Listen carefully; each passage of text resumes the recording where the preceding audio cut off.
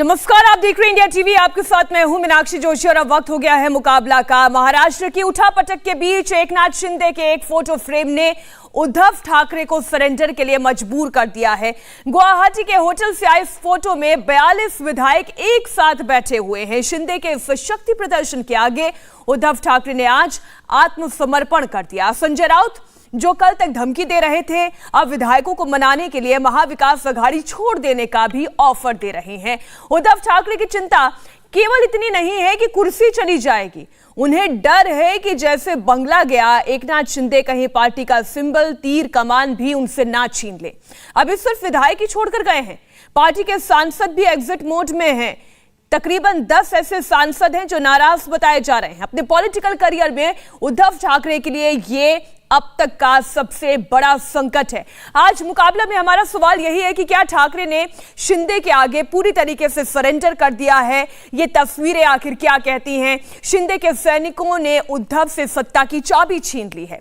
गुवाहाटी में शिंदे ने अपने 42 विधायकों का दम दिखाया, जिसमें से 41 शिवसेना के विधायक हैं और एक निर्दलीय हैं। इसका अर्थ यह है कि दल बदल कानून के तहत जो मैजिक नंबर होता है, 37 का आंकड़ा होता है, उससे कई ज्यादा आगे एकनाथ शिंदे अब निकल चुके हैं। गुवाहाटी से आज शिंदे ग्रुप की एक और तस्वीर सामने आई, वो तस्वीर भी हम आपके सामने रख रहे हैं। इस तस्वीर में एकनाथ शिंदे ग्रुप के तमाम विधायक समर्थन पत्रों पर साइन करते हुए नजर आ रहे हैं। कल भी इसी प्रकार का एक समर्थन पत्र राज्यपाल और डिप्टी स्पीकर को भेजा गया था। ये कोई हवाई पत्र नहीं था, इसकी बाकायदा रिसीविंग थी। लेकिन अब इसका वीडियो सामने आ गया है, जो पत्र जिसका जिक्र हमने आपके सामने किया। तो एकनाथ बाहुबली दिखाई दे रहे हैं, उनके पास नंबर ज्यादा दिखाई दे रहे हैं, ताकत ज्यादा दिखाई दे रही है।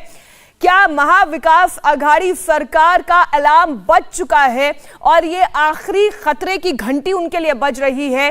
कभी भी उद्धव सरकार गिर सकती है। शिंदे गुट ने नितिन देशमुख की फोटो भी जारी की। आपको बता दें, शिंदे गुट ने अपने ऊपर लगे तमाम आरोपों को गलत बताया। आपको बता दें, यह आरोप लगाया जा रहा था नितिन देशमुख की ओर से कि उनका अपहरण कर लिया गया, लेकिन एक फोटो जारी की गई और उस फोटो में यह दिखाई देता है कि नितिन देशमुख का अपहरण नहीं हुआ।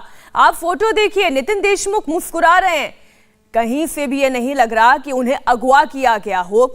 नितिन देशमुख ने इससे पहले कहा कि हमारे विधायकों का अपहरण किया गया और इस अपहरण के पीछे बीजेपी का हाथ है। और अब ये तस्वीर आप देखिए, क्या अपहरण करने के बाद नितिन देशमुख के पास हंसने की कोई वजह होती, मुस्कुराने की कोई वजह होती? आज संजय राउत ने शिवसेना को लेकर एक बड़ा बयान दिया। बड़ी खबर यह भी कि उन्होंने कहा कि शिवसेना को अगर अघाड़ी से अलग करना है तो मुंबई आकर बात करे। आप सुने संजय राउत को, एक इशारा इस मैसेज में है, लेकिन यह कितना गंभीर है, पहले आप बयान सुने। अगर वो चाहते हैं कि महाविकास अघाड़ी से हमको बाहर जाना है तो ये बहाना है। ये बात अब हमारे सामने आकर भी कह सकते हो। यहाँ से भागकर किसी स्टेट में जाते हो, बीजेपी आपका कब्जा लेती है, ईडी सीबीआई का डराकर धमकाकर, हाँ, आपके ऊपर बंदूकें लगाकर हमारे खिलाफ लेटर लिखवाती है। ये जो है उससे शिवसेना न झुकने वाली है न डरने वाली है। ज्यादा से ज्यादा क्या होगा भाई, सत्ता जाएगी, हाँ, और क्या होगा, वापस सत्ता आएगी। महाविकास अघाड़ी से बाहर जाने को तैयार है। महाविकास अघाड़ी से वो लोग कह रहे हैं कि बाहर जाना चाहिए, तो क्या अगर वो यही कहते हैं तो आप लोग तैयार हो जाएंगे? आने दो, सामने बैठने दो, सामने आकर बात करने दो। हिम्मत है तो आइए। संजय राउत अभी भी ये दम भर रहे हैं कि जिनको आना है वो आए, जिनको जाना है जाए, और उनकी ताकत अभी इंटैक्ट है। लेकिन वो ताकत कितनी दिखाई दे रही है, लेकिन उससे महत्वपूर्ण ये कि संजय राउत एक इशारा देते हैं कि अगर वो चाहते हैं कि उद्धव ठाकरे शिवसेना महाविकास अघाड़ी की सरकार से, इस युति से बाहर निकल जाए, तो इसके लिए भी पहले मुंबई आए। गुवाहाटी से बात करने की आवश्यकता नहीं। लेकिन क्या ये उतना ही एक गंभीर मैसेज है? क्योंकि कल जब उद्धव ठाकरे संवाद स्थापित कर रहे थे आम जनता से, तब उन्होंने कहा कि शरद पवार ने मुझे कहा कि आप मुख्यमंत्री बने तो मैं मुख्यमंत्री बना। अगर यही बात जो संजय राउत कह रहे हैं वो उद्धव ठाकरे कहते हैं तो शायद मैसेज कुछ अलग होता। दो मेहमान हमारे साथ जुड़ गए हैं। हमारे साथ राजनीतिक विश्लेषक हेमंत देसाई जुड़ गए हैं, एनसीपी के महासचिव प्रवीण कुंटे हमारे साथ जुड़ गए। आप दोनों मेहमानों का बहुत स्वागत है। हेमंत देसाई जी, आपसे मैं इस चर्चा की शुरुआत कर रही हूं। आप एक एक नब्ज जानते हैं हेमंत जी, आप जानते हैं कि इस वक्त राजनीति महाराष्ट्र की कितनी तेजी से करवट बदल रही है, लेकिन महाविकास आघाड़ी सरकार के अब दिन कितने बाकी हैं, आपकी समझ क्या कहती है? हाँ, दिन तो बहुत 2-3 दिन बाकी है अभी। मुझे नहीं लगता ये सरकार टिकेगी, क्योंकि आज जो संजय राउत जी ने बात की, संजय राउत जी ने कहा कि 24 घंटे के अंदर हमारे सामने आइएगा, कुछ बात डायरेक्ट बात करेंगे हम, और हम महाविकास आघाड़ी के बाहर जाने के लिए तैयार है। कल के फेसबुक लाइव में उद्धव ठाकरे जी ने क्या कहा था? उन्होंने कहा कि सोनिया गांधी और शरद पवार जी ने मुझे काफ़ी सपोर्ट पहले से दिया, मुझे मुख्यमंत्री नहीं बनना था, उनकी वजह से, खास करके शरद पवार जी के वजह से मैं बना। एक्चुअली कल उनको ये बात, अगर आज की बात जो संजय राउत कह रहे हैं कि हम हिंदुत्व का जो आपका मुद्दा है वो समझाइए हमें, और हम आघाड़ी से बाहर जाना चाहते हैं, तो कल शरद पवार जी का या सोनिया गांधी जी का नाम लेने की ज़रूरत नहीं थी, लेकिन कल भी उन्होंने उनका नाम लिया। इसका मतलब उद्धव ठाकरे जी कल तक ये मान रहे थे कि हम महाविकास आघाड़ी में रहेंगे, सत्ता जाएगी तो भी चलेगा, लेकिन आज वो बोल रहे हैं कि ऐसा नहीं। संजय राउत जी बोल रहे हैं कि हमारे साथ 20 MLAs है, 20, ये उन्होंने 20 MLAs अगर होते तो वहाँ उनके पास खड़े कितने होते मुझे मालूम, खड़े थे मुझे मालूम नहीं, लेकिन 20 से कम होंगे वो। लेकिन आज उनका आवाज़, मतलब उसकी लेवल कम हो गई। जिस तरह से वो बोल रहे थे वैसे नहीं बोल रहे थे। उनको भी ये बात पसंद नहीं होगी, ऐसा मुझे लगता है कि उनका इंडिविजुअल ओपिनियन ये नहीं था, लेकिन उद्धव ठाकरे जी ने उनको कहने के लिए कहा कि महाविकास आघाड़ी से हम बाहर जाएंगे। अगर महाविकास आघाड़ी से बाहर जाएंगे तो इतने डिफेंसिव मोड पर वो आए हैं कि अभी ये पूरा पराजय ही है उनका, क्योंकि हमारा हिंदुत्व अलग है और बीजेपी का हिंदुत्व अलग है। बीजेपी का हिंदुत्व ये हायर क्लास का, उच्च वर्णियों का हिंदुत्व है, हमारा हिंदुत्व जो है वो आम आदमी का हिंदुत्व है, ऐसा वो कह रहे थे। लेकिन आज की बात यह है कि हिंदुत्व पे भी चर्चा हो सकती है। चर्चा क्या होगी हिंदुत्व पे? इन्होंने पूरा का पूरा, मतलब उनके जो उद्धव जी के जो ग्रैंडफादर थे प्रबोधन का ठाकरे, जिनको बोला वो सोशल रिफॉर्मर थे वो, और उनकी पूरी, मतलब उनका ओपिनियन पूरा प्रोग्रेसिव था। वो हिंदुत्व की बात कर रहे थे, लेकिन हिंदुत्व जो बीजेपी का है वो हिंदुत्व उनका नहीं था।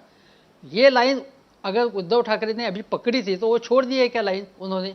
तो हिंदुत्व के डेफिनेशन में भी चर्चा हो सकती है। इसका मतलब बीजेपी और हम एक सेम फुटिंग पे आ सकते हैं। लेकिन देसाई जी, मेरे ख्याल हिंदुत्व की चर्चा से अब एकनाथ शिंदे की ताकत कहीं बहुत ज्यादा आगे निकल चुकी है।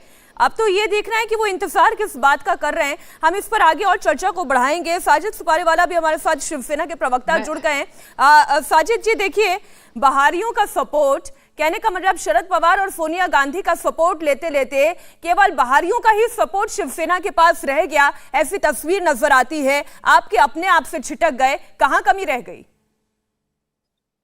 नहीं लगता कि बाहर की बात है, ये अंदर की ही बात है। एक्चुअली महाराष्ट्र जो है उसको सेफगार्ड करने के लिए, और अगर उसको गलत लोगों के हाथ में जाने से, धोखेबाज और झूठे लोगों के हाथ में जाने से बेटर था कि उद्धव साहब किसी से हाथ मिलाते। और मैं समझता नहीं कि इसमें कुछ गलत है। काफी पॉलिटिकल पार्टीज ने एक दूसरे से हाथ मिलाया है जिनका पॉलिटिकल आइडियोलॉजी सिमिलर नहीं है, जैसे कि बीजेपी ने भी मिलाया था महबूबा मुफ्ती से कश्मीर में। तो मुझे नहीं लगता ये सत्ता की भूख है, या कुछ लोग इस तरह पोर्ट्रे करते हैं। बट हमारे साहब को, उद्धव साहब, बाला साहब ठाकरे को, मुझे नहीं लगता कि सत्ता की भूख है। वो तो हमेशा देखते हैं, दे आर किंग मेकर्स। उनको सीएम तो बहुत छोटा पद है उनके लिए, और वो तो ऑलरेडी जो है किंग ऑफ महाराष्ट्र है, अनथ्रोन्ड किंग है, और ये सभी जानते हैं। आप ठीक कह रहे हैं। कल उद्धव ठाकरे ने अपने संवाद में भी ये कहा कि उन्होंने इस्तीफा तैयार कर रखा है। बात करें, वो इस्तीफा देने के लिए तैयार हैं। फिर पेश कहाँ अटका हुआ है? अभी भी एकनाथ शिंदे ना मानने के लिए तैयार है, और ना बागी गुट के विधायक वापस लौटने के लिए तैयार है। कोई तो कमी रह गई, कोई तो तनातनी है अभी भी। देखिए, मैं मुंह जबानी खर्च करूँ, आपको बोलूं कि सारी मेरी जायदाद आपके नाम पे है, वैसे नहीं चलता है। फ्लोर टेस्ट देना पड़ेगा उनको आके, और आके बताना पड़ेगा कि वाकई में जो है ये चीज हुई है, बिकॉज कहां पर कौन क्या कह रहा है उससे नहीं सरोकार है। जब तक फ्लोर टेस्ट पे नहीं आते हैं, जब तक सामने बातें नहीं आती है, हम इस चीज को कैसे कबूल करें? कल को उद्धव साहब पहले ही इस्तीफा कैसे दे सकते हैं? जब तक ये लोग अपने सामने आते नहीं है, मेजोरिटी प्रूव नहीं करते हैं, तो लटकती तलवार जो है महाराष्ट्र को तो चलेगी नहीं। जो है इसका एक फैसला तो होना चाहिए ना। तो जब फैसला सामने वालों के पास इतनी ही मेजोरिटी थी और इतने ही ये लोग जो चले गए हैं, अगर तैयार थे तो आए क्यों नहीं? जब आएंगे फ्लोर टेस्ट देंगे तब की बात है। नहीं तो फिर अब तो हम संजय सिर्फ राउत का debate ही ये कर रहे हैं। कहना साजिद जी कि संजय राउत का ये कहना कि महाविकास आघाड़ी से भी निकलने के लिए तैयार हैं, ये डिफेंसिव मोड और ये सरेंडर नहीं तो फिर ये और क्या है? अभी देखो संजय राउत जी ने जो कहा है वो एक हाइपरबोलिक स्टेटमेंट है। It is too soon to predict on anything. इनको आने दीजिए, पहले फ्लोर टेस्ट पे क्या होता है। इसके पहले भी अभी पवार साहब ने भी सपोर्ट किया, आपने सुना होगा या देखा होगा। आप लोगों को तो हमारे से पहले पता चल जाता है कि शरद पवार जी ने भी कहा है कि सीएम उद्धव साहब ठाकरे ही रहेंगे और हम पूरी तरह तैयार है फ्लोर टेस्ट के लिए। तो अब संजय राउत जी ने जो स्टेटमेंट किया है और दिया है वो वरिष्ठ है, सर आंखों पर। उनके उस स्टेटमेंट के पीछे क्या है वो अभी से कह पाना और कह पाना मुश्किल है। ठीक है, प्रवीण कुंटे जी भी हमारे साथ जुड़ गए, एनसीपी के महासचिव है। कुंटे जी, पहले तो मैं आपसे इसी पर आपकी राय जान लूं कि कितना बड़ा संकट इस वक्त आप सरकार पर देख रहे हैं? देखिए, जिस तरह से पिछले तीन चार दिनों से घटनाक्रम चल रहा है, उससे बात बहुत साफ हो जाती है कि एक पूरी तरह से ऑपरेशन लोटस का प्रकार है। जिस तरह से पूरे देश में, चाहे वो मध्य प्रदेश की सरकार हो, मणिपुर की सरकार हो या गोवा की सरकार हो, जिस दिन से 2.5 साल पहले जब से हमारी सरकार बनी थी, ठीक उसी दिन से इस सरकार को अस्थिर करने का प्रयास लगातार भारतीय जनता पार्टी का केंद्रीय नेतृत्व और महाराष्ट्र के अपोजिशन के नेता लगातार करते आए। और उसी का परिणाम है कि आज सरकार, इस बात में सहमत हूं कि सरकार थोड़ी तकलीफ में है, लेकिन लगातार मैं तमाम चैनलों पर भारतीय जनता पार्टी के नेताओं के तमाम भाषण सुन रहा हूं, या शिवसेना के विद्रोही नेता लगातार हिंदुत्व की दुहाई दे रहे हैं। वे यही मैं आपके जानकारी के लिए बताना चाहता हूं, शायद देसाई साहब को भी इस बात की जानकारी है। ये वही एकनाथ शिंदे है, जब हमारे पार्टी में विद्रोह हुआ था तब हम हमारे तमाम विद्रोही नेताओं को पकड़ लाकर हमारे हवाले करने का काम किया था ताकि महाविकास आघाड़ी की सरकार बने। मैं एकनाथ शिंदे जी, उनके तमाम सहयोगी से पूछना चाहता हूं, क्या तब इनका हिंदुत्व कहां गया था? अगर आप हिंदुत्ववादी थे तो आपने हमारी सरकार को बनाने का सहयोग किया था। दरअसल ये बात हिंदुत्व की बात नहीं है, असली मुद्दा है जितने भी मेंबर ऑफ पार्लियामेंट, जितने भी विधायक आपको उसमें से आधे से ज्यादा जो आपको गुवाहाटी में नजर आ रहे, इन तमाम लोगों पर ईडी की तलवार लटकी हुई है। चाहे अड़सुड़ हो, चाहे भावना गौरी सांसद हो, चाहे प्रताप सरनाईक हो, या स्वयं एकनाथ शिंदे जी भी हो, सब लोगों को अपने हाथ से ईडी से अपने सर को सही सलामत बचाना है। और इसके लगातार झूठ हिंदुत्व की बात कर रहे हैं। मैं एक बात को फिर से कहना चाहता हूं कि जब तक फ्लोर पर इसका फैसला नहीं होगा, नहीं, लेकिन सुनिए ना कुंटे जी, हमारी सरकार तकलीफ में। कुंटे जी, अब आप अगर राजनीतिक शुचिता की बात करते हैं, समझदारी की बात करते हैं, आप ईडी की दुहाई दे सकते हैं, ठीक है, ये एक पक्ष हो सकता है। लेकिन इतने सारे विधायक ऐसा कौन सा कांड करके बैठे हैं कि सारे के सारों को ईडी का डर सता रहा है, सभी को सीबीआई का डर सता रहा है? और क्या वाकई में शिवसेना के विधायक इतने बिकाऊ हैं कि कोई भी खरीद सकता है उन्हें? बात इनके खरीदने की नहीं हो रही है। लगातार देखिए, हमारे भी पार्टी के जो 2 नेता अभी जेल में बंद पड़े हैं, झूठे आरोप लगाकर ईडी में बंद करके उनके टॉर्चर करने का भी काम ईडी के माध्यम से हो रहा है। ईडी का कन्विक्शन रेट अगर पूरे देश में देख लीजिए, 4% से ज्यादा इनका कन्विक्शन रेट नहीं है। सिर्फ पार्टी को तोड़ना, पार्टी के नेताओं का मनोबल गिराना और सरकार गिराने के लिए ईडी का प्रयास लगातार करने का काम किया। मान लीजिए कि शिवसेना के 2-4 विधायक अगर मान लीजिए बेकसूर है, लेकिन बेकसूर रहते हुए अगर उनके ईडी के कारण जेल में जाना हो, वो नेचुरल बात है। किसी दबाव में चलते कोई भी राजनीतिक दल के नेता, ठीक है, आप अभी भी ये दावा कर रहे हैं, ये दबाव है प्रवीण जी, आप अभी भी ये दावा कर रहे हैं दबाव है। हमारे पॉलिटिकल एडिटर देवेंद्र पराशर जुड़े हुए हैं। क्या केवल दबाव में 41-42 विधायक जा सकते हैं? हम 1-2 पे दबाव समझ सकते हैं, 1 दर्जन पर दबाव समझ सकते हैं, यहाँ पर तो पूरी पार्टी टूट पर खड़ी हुई है। देवेंद्र, और मीनाक्षी, दबाव के बाद जैसा अभी कुंटे साहब कह रहे थे, आपने बड़ा दिलचस्प बात उन्होंने ये कही कि पिछली बार जब उनके विधायक भाग रहे थे तो पकड़ कर एकनाथ शिंदे लेकर आ रहे थे, मतलब उस समय भी विधायकों पे दबाव डाला गया था। तो ये सारी चीज़ें सत्ता पक्ष पे कभी भी आरोप लगता है, लेकिन सिर्फ वो वजह हो ही नहीं सकती। जैसे उदाहरण के तौर पर आप देखें कि कर्नाटका में कांग्रेस के नेता हैं DK शिव कुमार, उनके कंपनी से बहुत सारे रेड वगैरह हुए, वो भी कहते हैं इस बात को लेकर कि उनके ऊपर दबाव डाला गया, वो कहाँ आ गए। महाराष्ट्र की अगर बात करें तो संजय राउत ये कहते हैं कि उनके पूरे परिवार को फंसाया जा रहा है, उनके ऊपर दबाव है, वो कहाँ से आ जा रहे हैं। अगर विधायकों के भीतर नाराज़गी नहीं होती तो ये संभव ही नहीं है कि इतनी बड़ी संख्या में वहाँ पर उस स्टेट से जहाँ पर उसी दल की सरकार है, उसके मुख्यमंत्री हैं, और उनके विधायक यहाँ से निकलकर कहीं और चले जाएं और लगातार वहाँ से जाकर अपने वीडियो भेज रहे हैं, अपने इंटरव्यू दे रहे हैं, खुशी खुशी सब कुछ बता रहे हैं कि क्यों यहाँ पे आए हुए हैं, क्या उनका मकसद है। तो ये सारी चीज़ें शिवसेना प्रमुख की सबसे बड़ी समस्या यही रही कि शायद अपने विधायकों की नाराज़गी, उनके असंतोष, उनकी समस्या को दूर करने की चिंता उन्होंने कभी की नहीं।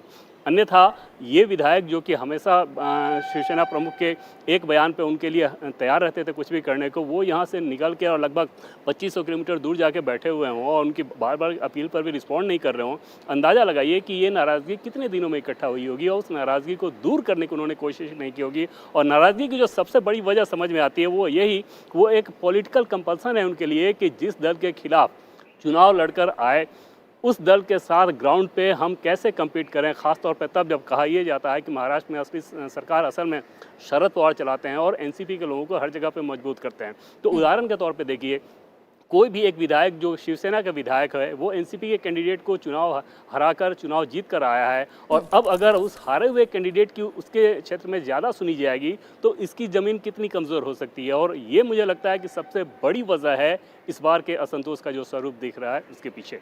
साजिद जी, आप समझ पाए जिनके खिलाफ चुनाव लड़ा उन्हीं से हाथ मिला लिया, अब अगले चुनाव में किस ताकत के साथ जाएंगे और किसके खिलाफ चुनाव लड़ेंगे? मैं उसी पर आ रहा था जो इन्होंने कहा अभी। देखिए, ऐसा है कि महाराष्ट्र की सरकार के बारे में बात चल रही है, उसके लिए सूरत और गुजरात जाकर बैठना ये कहाँ का इंसाफ है, यहाँ कहाँ का प्रोटोकॉल है, और फिर आप जाते हो गुवाहाटी। इसका मतलब साफ साफ ये है कि कोई ऐसी ताकत है जो इनको भड़का कर, डरा कर, धमका कर या किसी भी तरीके से, जब हमारे एनसीपी वाले भाई ने यही कहा, मैं भी उनके साथ ही हूँ, ये जबरदस्ती किया जा रहा है, ये दादागिरी है या ये गुंडागर्दी है या ये व्हाइट कॉलर गुंडागर्दी है, क्या है समझ में आ नहीं रहा। जब तक फ्लोर टेस्ट पे ये लोग आ नहीं जाते हैं, जब तक ये साबित नहीं हो जाता, तब तक हम ये नहीं जानते कि इसका क्या फैसला होगा। रही बात आप कह रहे हैं, तो बीजेपी ने भी तो बैकस्टेप करी है ना, ऐसा तो नहीं है ताली दो हाथ से बजती है। कभी भी मिसअंडरस्टैंडिंग्स होती है किसी दो पक्ष के बीच में या दो इंसान के बीच में, तो 100% किसी एक की तो गलती रहती नहीं है। हम ये भी नहीं बोलेंगे, हम ये बोलेंगे कि पॉलिटिकल इंडिफरेंसेस रहे होंगे, लेकिन इसका मतलब ये तो नहीं कि आप साफ साफ झूठ बोले, इनकार करे, सत्ता की लालच में आप अपने वादे तोड़े। तो वादा टूटा, और ठाकरे परिवार का पहले से ये उसूल रहा है बाला साहेब ठाकरे के जमाने से कि वो अपने बातों से मुकरते नहीं, अपने वादे से मुकरते नहीं और झूठ बर्दाश्त नहीं करते। अगर वो झूठ बोलते नहीं है तो किसी का झूठ बर्दाश्त भी नहीं करते। उद्धव साहब को अगर सत्ता की लालच होती, मैं आपको साफ एक बात बता रहा हूं, तो उस वक्त मामला लटकती तलवार था। जब इन्होंने बीजेपी के साथ न आने का फैसला किया तो उसमें ये रिस्क था कि सत्ता इनके हाथ में आएगी या नहीं। तो ये साबित करता है कि उद्धव साहब ने सत्ता की लालच में बीजेपी का साथ नहीं छोड़ा, बल्कि सच के लिए छोड़ा है, महाराष्ट्र के लिए छोड़ा है।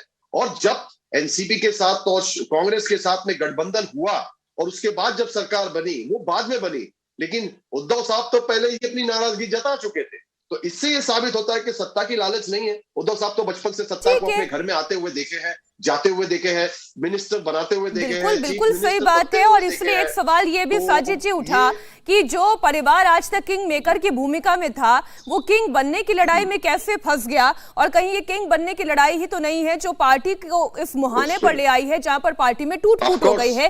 हेमंत देसाई जी, अब ये विश्वासघात की बात हो रही है, अब विश्वासघात पहले किसने किया, बाद में किसने किया, इससे बात अब बहुत आगे बढ़ चुकी है।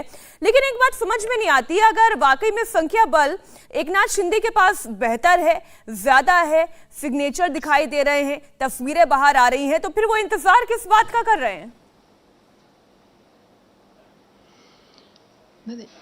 इंतजार किस बात का करे, ये आपका सवाल सही है, लेकिन एक बात आपको ध्यान में रखनी चाहिए कि आपने अभी जो कहा कि इनको चीफ मिनिस्टर, अगर किंग मेकर की भूमिका में थे तो चीफ मिनिस्टर क्यों बने। उस वक्त शरद पवार जी ने कहा था कि आप बनिए। एकनाथ शिंदे जी का नाम उस वक्त आया था, लेकिन कांग्रेस और एनसीपी उनके समर्थन में नहीं थे।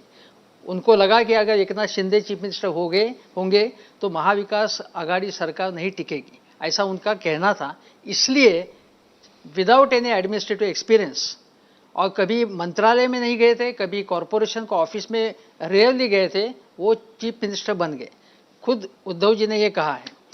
जो बात बिगड़ी उसके बाद का मैं आपको इम्पोर्टेंट एक बात बताता हूँ कि आपने कहा कि एकनाथ शिंदे जी के पास इतने सारे लोग क्यों आए, सब ईडी के डर से आए।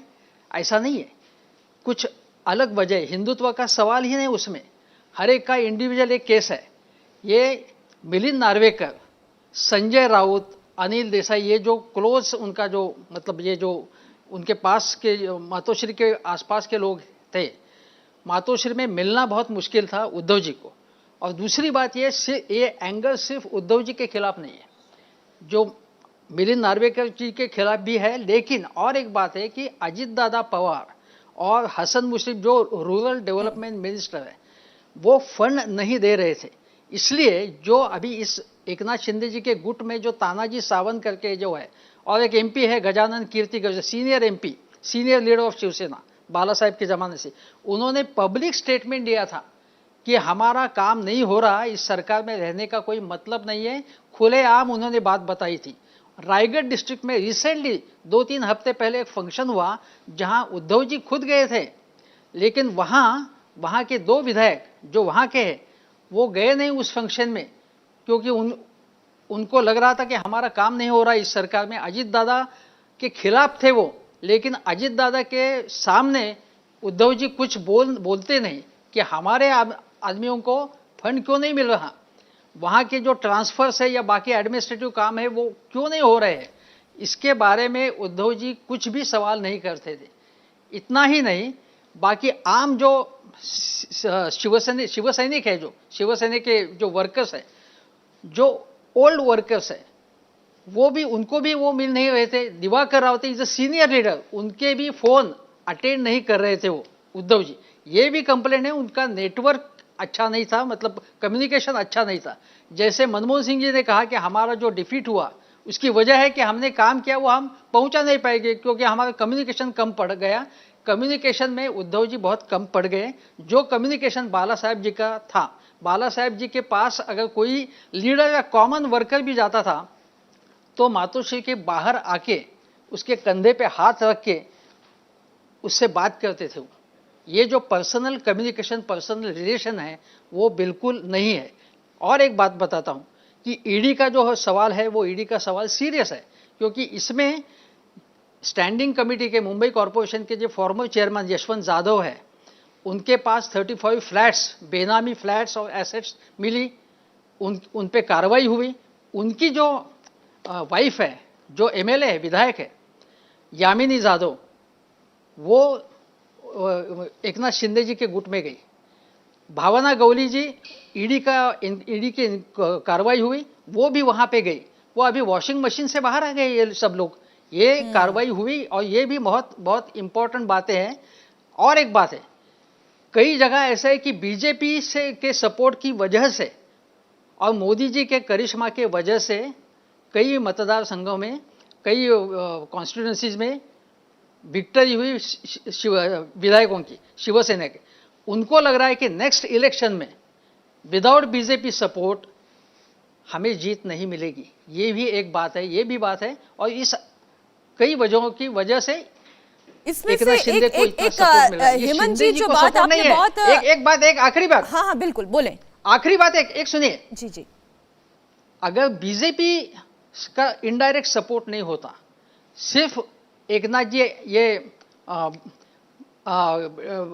ऐसा करते तो उनको इतना सपोर्ट नहीं मिलता। बीजेपी सामने है, बीजेपी सपोर्ट में, इसलिए उनको सपोर्ट मिलता है। 10-12 विधायकों के सिवा उनको इतना सपोर्ट मिलने का संभव है ना। इतना पॉपुलर लीडर नहीं है, स्टेट के पॉपुलर, ठाणा डिस्ट्रिक्ट के लीडर है वो, इतने पॉपुलर लीडर नहीं है वो। पॉपुलर होंगे तो विधायकों में होंगे, आम आदमी में उतनी सारी इमेज नहीं है उनकी। ये सुनिए, ये आप ध्यान में रखिए। बिल्कुल। इसी बीच एक बड़ी खबर आ रही है, बाला साहेब थोराट, नितिन राउत इस वक्त बैठक में मौजूद है। गठबंधन की आगे की रणनीति पर चर्चा की संभावना जताई जा रही है। मुंबई में सियासत पर बैठकों का दौर लगातार जारी है। सह्याद्री गेस्ट हाउस में कांग्रेस की बैठक इधर चल रही है, इस पर भी हम आपको अपडेट देंगे। लेकिन आपने सुना ना साजिद जी, साफ जो हेमंत जी ने कहा, ठीक है माना कि बीजेपी का सपोर्ट है और बीजेपी शिवसेना को तोड़ने की कोशिश कर रही है, पैसे और पावर का दम दिखा रही है, लेकिन इसके बावजूद जो उद्धव ठाकरे की अपनी कमजोरी अभी हेमंत जी ने गिनाई, आप उसे नकार नहीं सकते। अपने नेताओं से मुलाकात ना करना, शरद पवार का दखल ज्यादा होना। जी, मैं आपको जवाब देना चाहता हूँ। ऐसा है ना कि सबसे पहली बात कि पैंडेमिक के दौरान आपको पता होगा कि हर इंसान है, चाहे वो सीएम हो, पीएम हो, सब ह्यूमन बीइंग्स हैं, सबको काटो तो खून निकलता है। उनको भी पैंडेमिक में घेरा था, उनकी तबीयत नासाज थी, उनकी कुछ सर्जरीज हुई थी जिसकी वजह से वो जा नहीं पा रहे थे, तो भी उन्होंने कभी भी सीएम होते हुए कभी अपने काम को नुकसान होने नहीं दिया महाराष्ट्र का।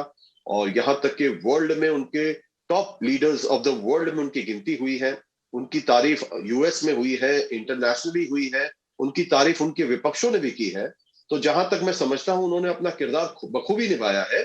अगर किसी को ये कम या ज्यादा लगा, वो उनकी पर्सनल कमी होगी या उनकी पर्सनल चीजें होंगी। मैं अपने खुद के बारे में बताऊं, मैं कोई मंत्री नहीं हूं, मैं सिर्फ एक शिवसेना का एक छोटा सा मेंबर हूं। मैं एक ट्रांसपोर्ट विंग का वाइस प्रेसिडेंट भी रहा हूं और अभी भी हूं शिव वातुक सेना का महाराष्ट्र का।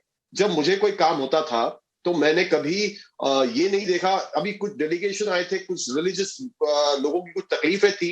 लास्ट टाइम कुछ ऐसे मुद्दे आए थे छत्रपति शिवाजी महाराज के ऊपर, किसी ने किसी को किसी से कंपेयर किया था। अब मैं उस बात में जाना नहीं चाहता। उसके अगेंस्ट में डेलीगेशन लेके जो लोग आए थे, सिर्फ सादा सा काम था। मुझे उद्धव साहब ने खुद मुखातिब हुए, सीएम बने थे, अपनी कैबिन से बाहर निकले, वो मंत्रालय के हॉल में आए और 100 लोगों को मेरे साथ में उन्होंने प्रवेश दिया और कहा कि बेटा क्या प्रॉब्लम है, बताइए आप साजिद जी, आपको क्या प्रॉब्लम है। तो मैंने कहा कि सर इनको ये प्रॉब्लम है कि किताब जो लिखी गई है और ये जो 2-3 तकलीफें और थी, सीए एनएससी के ऊपर भी चल रही थी कुछ बातें, तो सभी धर्मों के लोगों को उन्होंने आदर किया, वेलकम किया। ये देखिए, ये आपका पर्सनल एक्सपीरियंस हो सकता है साजिद जी, जो अभी आपने दर्शकों के सामने रखा ना। आगे कुछ बोलने जा रहा हूँ, आगे मैंने एक नहीं ऐसे बहुत सारे हुए। नहीं साजिद जी, मैं आपकी बात अगर मान भी लूं सर, मैं अगर आपकी बात मान भी लूं, ये आपका पर्सनल एक्सपीरियंस और ऐसे 2-3 और लोगों का पर्सनल एक्सपीरियंस, बल्कि इससे ज्यादा भी हो सकता है। लेकिन आज एकनाथ शिंदे गुट के जो चीफ विप अपॉइंट हुए हैं गोगावले, उन्होंने ये कहा कि उद्धव ठाकरे जी समय नहीं दे पा रहे थे, हमसे बात नहीं कर रहे थे, कई लोगों से फोन पर बातचीत नहीं करते थे। सुनिए ना, उद्धव साहब के पास अगर जाने के लिए कोई एक आदमी साथ में खड़ा रहता था ना, तो वो एकनाथ शिंदे साहब थे। तो कभी भी ऐसा नहीं देखा कि एकनाथ शिंदे साहब कभी अलग रहे साहब से। आप जितने भी फोटोग्राफ देखोगे, जितने भी वीडियोस देखेंगे, जितने भी कार्यक्रम और जितने भी काम हुए शिवसेना के, उसमें एकनाथ जी शिंदे साहब हमेशा साथ रहे हैं उद्धव साहब के। अब ये क्या मसला हुआ है, क्या पॉलिटिकल इंडिफरेंसेस है, वो इंटरनल मैटर है। अब वो ना, यहां तक कि मैं नहीं समझ पा रहा, तो आप लोग कैसे समझोगे? ये पॉलिटिकल इंडिफरेंसेस बतौरने के लिए, ये तो बहुत बड़ा आप बयान दे रहे हैं। देवेंद्र के पास मुझे जाना पड़ेगा, उसके बाद में कुंटे जी आपके पास आऊंगी। साजिद जी, अगर शिवसेना के प्रवक्ता ये कह रहे हैं कि क्या पॉलिटिकल इंडिफरेंस हो गया, ये मैं नहीं समझ पा रहा, तो आप लोग कैसे समझेंगे? ये तो बड़ी हैरानी की बात है। अभी देसाई जी ने इतने सारे एग्जाम्पल्स के साथ बताया। गोगावले का मैंने जिक्र किया, उनसे इंडिया टीवी की जब बात हुई, उन्होंने कहा कि ऐसा नहीं है कि हम उद्धव ठाकरे से बहुत नाराज हैं, लेकिन हमारी समस्या ये है कि बाहरी लोगों का दखल बहुत ज्यादा हो गया था पार्टी में। हमारे अपने नेता हमसे नहीं जुड़ पा रहे थे, बात नहीं कर पा रहे थे। देवेंद्र, बिल्कुल मीनाक्षी, आप दिल्ली में भी जो सांसद मौजूद हैं, दिल्ली में जो शिवसेना के लोकसभा में मान लीजिए 18 सांसद हैं या राज्यसभा में जो सांसद हैं, उनसे अगर आप बात कीजिए तो अधिकांश वो ये कहेंगे, या उनमें से कोई भी आपको ऐसा नहीं मिलेगा जिसको उद्धव ठाकरे को लेकर कोई पर्सनल नाराज़गी हो। लेकिन जो मौजूदा गठबंधन का स्वरूप है, जिस तरीके से सरकार चल रही थी या जिस तरीके से उनको एक्सेस में परेशानी होती है उद्धव ठाकरे को लेकर, वो नाराज़गी सीधे सीधे समझ में आएगी। हालांकि वो बातचीतें ऑफ रिकॉर्ड रहती है, तो ऐसे में आप किसी का नाम मेंशन नहीं कर सकते, लेकिन वो समझ में आता था। और ये बात एक तरह से ओपन सीक्रेट की तरह थी। थोड़ा भी आप किसी नेता को कुरे दिए वो इन सारी चीज़ों को कहना शुरू कर देते थे। बावजूद इसके उद्धव ठाकरे का सिस्टम ऐसा कैसे नहीं था, उन्होंने अपना फीडबैक सिस्टम ऐसा कैसे नहीं रखा कि अगर आपकी पार्टी के भीतर इस प्रकार की समस्या आ रही है, इस प्रकार का असंतोष दिख रहा है, तो उसे कैसे न्यूट्रलाइज करना चाहिए, कैसे अपीज़ करना चाहिए, कैसे संतुष्ट करना चाहिए। वहाँ पर निश्चित तौर पर उद्धव ठाकरे से एक बड़ी चूक हुई। दूसरी चूक कह सकती हैं आप कि आदित्य ठाकरे, जो कि बहुत प्रमुखता जिनको मिलती है, शायद शिवसेना के रंग ढंग में उस तरीके से वो नहीं ढले हैं कि शिवसेना को उस तरीके से हैंडल कर सकें। उन लोगों के साथ उद्धव ठाकरे का अगर संपर्क नहीं हो पा रहा है तो उस कमी को दूर करने के लिए वो खुद एक्सेस करके उस कमी को दूर कर दे, वहाँ पर भी एक समस्या आ रही होगी। तो ये सारी चीज़ें ऐसा नहीं है कि एक दिन में हो गई हैं, इतने दिनों में इकट्ठा होने के बाद आपको इस तरह का स्वरूप दिख रहा है कि इतना बड़ा समूह यहाँ से निकलकर वहाँ चला गया। लेकिन देवेंद्र एक बात बताएं, अगर वाकई में इतना बड़ा समूह है, इतनी बड़ी ताकत है, तो फिर फ्लोर टेस्ट से बच क्यों रहे हैं? या ये जो तीर कमान के निशान के लिए एक सुबह भी खबर आई थी कि प्रयास किया जा सकता है, तो फिर ये क्यों नहीं हुआ अभी तक? इसी बीच एक बड़ी खबर आ रही है, जिस रविंद्र फाटक को उद्धव ने दूत बनाया, 3 और बागी हो गए हैं। अब आप देखिए, इस वक्त की बड़ी खबर आपको बता दें, 3 और बागी विधायक गुवाहाटी के लिए निकलेंगे। रविंद्र फाटक को जिसे उद्धव ने दूत बनाया था, वो भी अब शिंदे के साथ हो गए हैं। ये बड़ी हैरान कर देने वाली स्थिति है। लेकिन कितना विश्वास किया जा सकता है और कितनी अविश्वास की खाई इस वक्त उद्धव ठाकरे और एकनाथ शिंदे बागी गुट के बीच में है, ये एक और बड़ी खबर से हम अंदाजा लगा सकते हैं। इस पर कोई और डिटेल देवेंद्र आपके पास, फिर मैं प्रवीण कुंटे जी के पास जाऊंगी। मीनाक्षी, 2 चीज़ें। जैसे पहली बात, आपने जो चुनाव चिन्ह की बात कही वो तो एकदम बेकार सी बात है, क्योंकि चुनाव चिन्ह चुनाव आयोग तय करता है। और अगर आपके पास विधायकों का समूह ज़्यादा हो जाए, इसका मतलब ये नहीं होता है कि पार्टी का कमांड आपके पास आ जाएगा। पार्टी का कमांड पार्टी के संविधान के हिसाब से चुनाव आयोग में जिस तरीके से रजिस्ट्रेशन होता है वो बॉडी फैसला करती है, तो उसका तो कोई लेना देना नहीं। दूसरी चीज़ की रहेगी बात फ्लोर टेस्ट की, तो एकनाथ शिंदे बिल्कुल भी फ्लोर टेस्ट से नहीं भाग रहे हैं। वही एक विकल्प ही है, वो सिर्फ इस बात के इंतज़ार में है कि जितने नंबर्स उनके पास आने हैं वो नंबर्स जैसे ही आएंगे उसके बाद आप देखेंगे कि राजभवन में इस बात की वो सूचना दे देंगे। और पूरी की पूरी स्ट्रेटजी राजभवन के इर्द गिर्द ही है कि वहाँ पर आप इन्फॉर्म करें।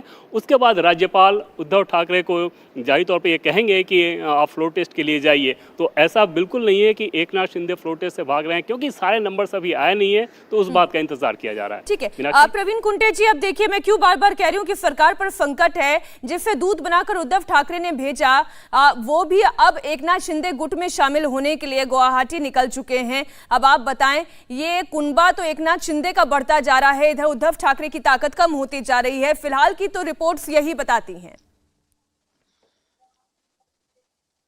मैं आपके सवाल का जवाब देने से पहले आप एक चीज पर आपका ध्यान आकर्षित करना चाहता हूँ। जिस दिन से महाराष्ट्र की सरकार, महाविकास आघाड़ी की सरकार महाराष्ट्र में आई, लगातार 2 साल हम लोगों ने कोविड का बहुत संघर्ष किया। कोविड के खिलाफ हमने मुकाबला किया और पूरी दुनिया ने लोहा माना कि महाविकास आघाड़ी की सरकार ने जिस तरह से कोविड का मुकाबला किया, पूरे दुनिया के तमाम देशों ने इसकी तारीफ करने का काम किया। इन 2 सालों के बीच में तमाम फाइनेंशियल रिसोर्सेज कम होने के बावजूद भी हमारे महाराष्ट्र के वित्त मंत्री और हमारे पार्टी के नेता अजित पवार ने जिस बखूबी के साथ वित्त मंत्रालय सब संभालने का काम किया, आपके निधि आपके जानकारी की मीनाक्षी से बताना चाहता हूँ, शायद अजित पवार महाराष्ट्र से एकलौते मंत्री थे जो सुबह 8 बजे मंत्रालय में आया करते थे और सबसे लेट वापस जाते थे। सक्षम कार्यकुशल प्रशासक के रूप में पूरा महाराष्ट्र अजित पवार को जानता है। जहां तक निधि आवंटन में पक्षपात का सवाल है, इस बात में मैं पूरी तरह से डिनाई इसलिए करता हूं, एक रिसोर्सेस कम होने के बावजूद महाराष्ट्र ऐसा इकलौता महाराष्ट्र राज्य है कि तमाम विधायकों को 5 करोड़ रुपए का विकास निधि देने का काम बियॉन्ड द पार्टी लाइन करने का काम अजित पवार साहब ने किया। और जहां के महाराष्ट्र के नेता जो भी राज्य की राजनीति को जानते हैं, इस बात को महसूस करेंगे कि अजित पवार ने विकास की राजनीति में कभी राजनीतिक प्रतिद्वंदी का आड़े आने का काम नहीं किया। तमाम राजनीतिक दलों से उनके बहुत मधुर संबंध रहे और मैं इस बात से कतई स्वीकार करने को तैयार नहीं हूं। देखिए, आप तो अपनी पार्टी के प्रवक्ता हैं, आप एनसीपी के महासचिव हैं, आप तो ये कहेंगे ही कि कोई दखल अंदाजी नहीं है। आप तो ये कहेंगे कि कोई दखल अंदाजी नहीं है, लेकिन जो वहां की वास्तविक स्थिति है वो तो वहां के पत्रकार ही ज्यादा बेहतर तरीके से बता पाएंगे। हमारे साथ विनायक नहीं है ठीक। कि निधि आवंटन में कोई तरह का पक्षपात है, ये सिर्फ बहाना है और कुछ नहीं है। ये बहाना है। ठीक है, विनायक पात्रोडकर जी भी हमारे साथ जुड़ गए हैं, आप लोकमत के संपादक है। बहुत स्वागत है विनायक जी आपका। मैं आपके पास आऊंगी, लेकिन उससे पहले एक बड़ी खबर आ रही है, उस पर निर्णय कपूर से, हमारे सहयोगी से मैं अपडेट ले लूं। निर्णय, कितने और विधायक हैं जो अब गुवाहाटी जा रहे हैं, क्योंकि सारी प्रक्रिया वाया गुजरात चल रही है, तो जरा वहां से जो हलचल है उस पर भी आप अपडेट दें। देखिए, अभी अभी जो सूचना हमारे पास आई है मीनाक्षी, कुल 3 और सीनियर विधायक जो हैं शिवसेना के, वो सूरत से अभी फ्लाई करने जा रहे हैं। मेरे ख्याल से अब जब हम बात कर रहे हैं उसी वक्त हो सकता है वो सूरत से फ्लाई कर चुके हों गुवाहाटी के लिए। मैं आपको इन तीनों के नाम बता दूं, जो जिनमें से 2 महाराष्ट्र सरकार में मंत्री भी हैं। संजय राठौड़ एक विधायक हैं, इसके अलावा दादाजी भावसे और रविंद्र फाटक, ये 3 विधायक हैं जो इस वक्त सूरत से गुवाहाटी के लिए फ्लाई कर रहे हैं। मैं आपको बता दूं, संजय राठौड़ आज सुबह ही तड़के पहुंच गए थे सूरत, और उन्हें कुछ विधायकों को लेकर के फ्लाई करना था। वो इंतजार कर रहे थे इन्हीं दोनों विधायकों का, और जैसे ये यहाँ पहुंचे हैं, इनको लेकर के अब ये सूरत गुवाहाटी पहुंच जाएंगे, माफ कीजिएगा। और गुवाहाटी में ऑलरेडी जो 42 विधायक हैं, उसमें अब ये 3 और विधायक जोड़ जाएंगे। तो कुल मिलाकर के जो टोटल नंबर है विधायकों का वहाँ पे करीब 45 हो जाएगा। और आपकी जानकारी के लिए मैं बता दूं कि ये सिलसिला यहीं रुकने वाला नहीं है, क्योंकि हमारी जानकारी के हिसाब से अभी 3 से 4 विधायक और हैं जो सूरत के रास्ते पर हैं। मीनाक्षी जी, इसी बीच एक बड़ी खबर आ रही है, संजय राउत ने एक और ट्वीट किया है, वो ट्वीट हम आपके सामने रख दें। इस वक्त की बड़ी खबर आपको बता दें, एक और tweet, discussion can lead the way, यानी चर्चा के जरिए ही रास्ता निकाला जा सकता है। देयर कैन बी डिस्कशन, चर्चा हो सकती है। The doors of the house are open, यानी वो ये कह रहे हैं कि मातोश्री के दरवाजे चर्चा के लिए खुले हुए हैं। Why does the forest wonder, यानी वो ये कह रहे हैं कि अब केवल भटकने से क्या होगा, आप लौटिए। एक बार फिर से यही अपील की जा रही है कि आप लौटिए, आप चर्चा कीजिए, चर्चा से रास्ता निकलेगा। लेकिन चर्चा से रास्ता निकलेगा कैसे? आगे वो ये भी कह रहे हैं, let's decide with self respect rather than slavery. आप आत्मसम्मान के साथ चर्चा करें, किसी की स्लेवरी, मतलब बड़े बड़े शब्दों का उन्होंने इस्तेमाल किया इसमें। विनायक जी, एक और अपील पे अपील की जा रही है, लेकिन इस अपील का कोई बहुत ज्यादा असर होता दिखाई नहीं दे रहा है। बातचीत से रास्ता निकलने की कोई संभावना अभी भी बाकी दिखाई देती है? हाँ, अभी तो वो पूरे संजय राउत जी दिखे, अगर वो जिस तरीके से ट्वीट कर रहे हैं तो अभी वो पूरा उनको समझ में आ गया है कि अपने पास अभी कुछ रहने वाला नहीं है। सो दे ट्राई टू कन्विंस, कि वो कन्विंस करने की कोशिश कर रहे हैं कि बाकी विधायकों को कि आप आ जाओ, डिस्कस करेंगे और फिर डिसीजन ले लेंगे। लेकिन अभी ये बहुत दूरियां बढ़ गई है ऑलरेडी। आई थिंक मुझे इसका असर पड़ेगा ऐसा नहीं लगता है एज ए जर्नलिस्ट समझ कर। तो आई थिंक ये अभी ट्राई कर रहे हैं, they try to patch up the all things, but I think ये होगा नहीं है। नहीं, वो जो ये कह रहे हैं कि गुलामी के बजाय आप स्वाभिमान का रास्ता चुने, वो किसकी गुलामी की बात कर रहे हैं? इसी बीच एक और बड़ी आ रही, विनायक जी मैं लौटूंगी आपके पास, एक और बड़ी खबर, निर्दलीय विधायक गीता जैन भी गुवाहाटी रवाना हो गई हैं। महाराष्ट्र की सियासत से जुड़े हुए इस वक्त ये एक और बड़ी खबर, निर्दलीय विधायक गीता जैन भी गुवाहाटी रवाना हो गई हैं। गीता जैन का भी साथ एकनाथ शिंदे को मिल रहा है, इसमें अब कोई दो राय रह नहीं गई है, लेकिन इसके बावजूद इंतजार किया जा रहा है। एकनाथ शिंदे अपनी पूरी ताकत जुटा रहे हैं और ताकत जुटाने के बाद अगला कदम उठाया जाएगा, और वो कहीं से क्या ग्रीन सिग्नल का इंतजार कर रहे हैं। इस पर आपकी क्या राय है विनायक जी? ये इंतजार अब किस बात का हो रहा है? अगर दल बदल वाली बात भी कही जाए तो 37 से वो मैजिक फिगर में बहुत आगे बढ़ चुके हैं। निर्दलीय विधायकों का भी साथ अब उन्हें मिल चुका है, तो ना अब उनके ऊपर कोई कानून लागू हो सकता है और ना संख्या बल में कहीं कोई कमी है। गीता जैन लेकिन पहले शिवसेना समर्थक थी, लेकिन कल उन्होंने बीजेपी में ऑफिशियली एंट्री कर दी है, तो वो अभी बीजेपी की है। तो गीता जैन का एक थोड़ा अलग ये है पॉइंट है, तो उनको लेके जा रहे हैं। ये बहुत से बीजेपी के भी लोग जा रहे हैं, शायद उनको एक ग्रुप बनाएंगे शायद। विनायक जी, आप ये बहुत बड़ी खबर दे रहे हैं, इस पर थोड़ी सी और क्लैरिटी आप दीजिए कि गीता जैन निर्दलीय विधायक हैं या फिर वो बीजेपी की विधायक हैं? नहीं, वो निर्दलीय, लेकिन कल प्रवीण दरेकर ने गीता जैन को लेके फडणवीस के घर गई थी। अच्छा। और उन्होंने बीजेपी में एंट्री ऑलरेडी कर दी। आज कुछ न्यूज़पेपर में हमारे यहाँ आया है, मुंबई में वो न्यूज आई है ऑलरेडी। सो आई थिंक कुछ गीता जैन अभी बीजेपी में ऑफिशियली है। ठीक है, इस पर हम थोड़ी और क्लैरिटी लेते हैं। हमारे संवाददाता भी थोड़ी देर में मुंबई से हमारे साथ जुड़ जाएंगे। बड़ी खबर, गीता जैन भी गुवाहाटी के लिए रवाना हो गई हैं। अब अगर हम ये बात करें कि इंतजार किस बात का किया जा रहा है विनायक जी, तो इस पर आपकी क्या राय है? ये अब इतना इंतजार क्यों? एकनाथ शिंदे के पास नंबर अगर पूरे हैं तो फिर फ्लोर टेस्ट क्यों नहीं करवाते? या अगर उद्धव ठाकरे ये सोच रहे हैं कि उनको पद का मोह नहीं है तो फिर वो रिजाइन क्यों नहीं करते? हाँ, इसमें तो थोड़ा टेक्निकल और लीगल इश्यूज हो सकते हैं, क्योंकि उसमें बेसिकली सिंबल का इशू आता है, धनुष्यबाण जो जिसका है, तो शायद वो पॉसिबल है कि शिंदे ग्रुप गट जो है वो धनुष्यबाण हमारा है, शिवसेना ओरिजिनल हमारी है, ऐसा कुछ ये कर सकते हैं, इसलिए वो थोड़ा पैचअप करके फिर जाएंगे, फिर मुंबई आएंगे, ऐसा एक पॉइंट है। और अपने राज्यपाल कोश्यारी जी है वो कोरोना से बीमार है, तो शायद वो भी टाइम ले लेंगे, कल या परसों वो एक्टिव हो जाएंगे, तो वो भी एक पॉइंट है। और तीसरा पॉइंट ये है कि इलेक्शन कमीशन उनके पास अगर कुछ गया तो इलेक्शन कमीशन क्या डिसीजन लेगा, कौन से ग्रुप को अलाउड करेगा, कितने लोगों को देगा, ये भी थोड़ा सा लीगल और टेक्निकल इश्यू आ सकता है, इसलिए थोड़ा टाइम जा रहा है, ऐसा मुझे लगता है। अच्छा देवेंद्र, एक बात बताएं, कहीं ऐसा तो नहीं कि अभी एकनाथ शिंदे भी थोड़े से संशय में हैं और जब तक एक ग्रीन सिग्नल उन्हें नहीं मिल जाता तब तक अगला कदम वो नहीं उठाएंगे? क्या वो बीजेपी की ओर से भी किसी ग्रीन सिग्नल का इंतजार कर रहे हैं? कोई कदम वो गलत नहीं उठाना चाहते? इस बार पूरी फुल प्लानिंग होनी चाहिए। जी जी, आपके सवाल का जवाब देने से पहले जो चर्चा हम लोग कर रहे हैं, एक बार फिर से उसको समझने की जरूरत है कि किसी दल के सिंबल या दल का प्रभुत्व या दल की कमान किसके पास रहेगी, ये चुनाव आयोग तय करेगा। एंटी डिफेक्शन लॉ वो विधानसभा के लिए होता है या लोकसभा के लिए जैसे होता है, तो वहाँ पर सिर्फ ये देखना होता है कि अगर एक गुट के तौर पे 2/3 अगर की संख्या में अगर आप अलग होते हैं तो फिर उनकी सदस्यता नहीं जाती है। इसमें सिर्फ इतना होता है। इसका मतलब ये नहीं कि उनको उस दल की कमान दे दी जाएगी। मतलब ये कि मौजूदा केस में अगर एकनाथ शिंदे 37 से ज़्यादा विधायकों के साथ अगर वहाँ पे जाते हैं और तो उनके गुट को मान्यता दे दी जाएगी, लेकिन शिवसेना की कमान तब भी उद्धव ठाकरे को ही रहेगी। तो अच्छा, मुझे देवेंद्र फिर इसी में एक बात बताएं कि फिर इंतजार क्या बीजेपी के ग्रीन सिग्नल का किया जा रहा है?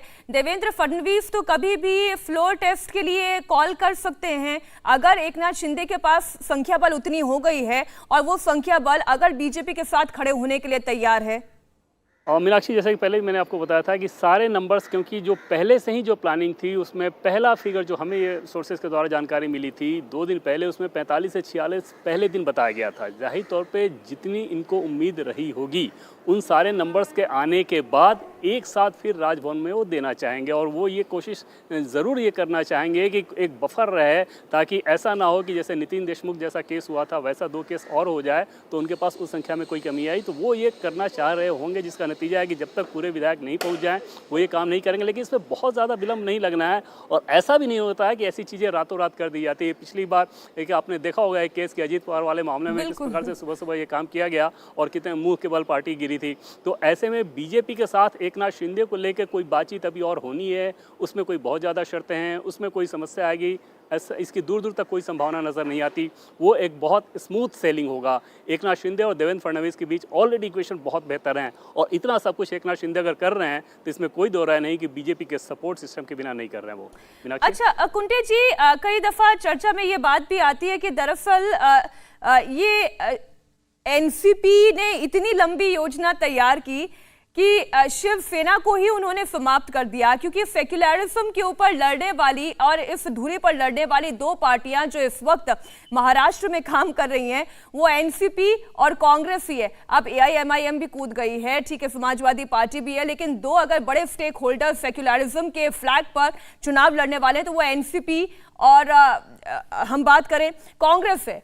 यहाँ अगर हिंदुत्व के मोर्चे पर शिवसेना खड़ी होती है, हिंदुत्व के मोर्चे पर बीजेपी खड़ी होती है, तो कमजोर कर देती है ये शिवसेना को। ये आपने मीनाक्षी जी, आपकी बात बहुत ठीक कहा आपने कि भारतीय जनता पार्टी किसी हालत में नहीं चाहेगी कि इनकी हिंदुत्व के वोट बैंक को किसी डिवीजन करने का काम करे। पूरी जिस तरह से उत्तर प्रदेश हिंदुत्व या गुजरात में हो, हिंदुत्व के नाम पर 100% उनकी बची है, वो चाहते हैं कि शिवसेना का जितना जो हिस्सेदारी है, ये हिस्सेदारी को तोड़ने के लिए उनका लाजिमी है कि शिवसेना को तोड़ना। बहुत लंबी सोच है इसके पीछे। भारतीय जनता पार्टी आरएसएस की एक बहुत लंबी राजनीतिक सोच के चलते हो रहा है, मुझे बिल्कुल जिम्मेदारी से मैं कहना चाहता हूँ। और जहां तक एनसीपी की बात है, हमने शुरुआत से कहा है कि महाविकास आघाड़ी की सरकार को हमने 5 साल तक कार्यकाल पूरा करने के लिए बनाने का काम किया था, और लगातार 2.5 साल पहले से भारतीय जनता पार्टी की केंद्र सरकार, आप देख लीजिए, जो भी नेता, भी आपने कहा कि नेता सूरत से गुवाहाटी जा रहा है, क्या सूरत से गुवाहाटी जाने का रास्ता बचा है? क्या बंबई से गुवाहाटी की फ्लाइट नहीं है? ठीक इस बात को दर्शाता है कि कहीं न कहीं इनके आका लोग गुजरात में बैठे हैं और पूरा राजनीतिक तंत्र। वो तो शरद पवार जी ने आपके गृह मंत्री को फटकार लगाई ना कि नाक के नीचे से इतने विधायक निकलकर सूरत पहुंच गए और गृह मंत्री जी को पता ही नहीं चला। मुझे इस बात की जानकारी नहीं, पवार साहब ने होम मिनिस्टर साहब से क्या कहा इसकी मेरे पास कोई जानकारी नहीं है। अच्छा, हेमंत देसाई जी इस पर कमेंट करना चाह रहे हैं। हेमंत जी।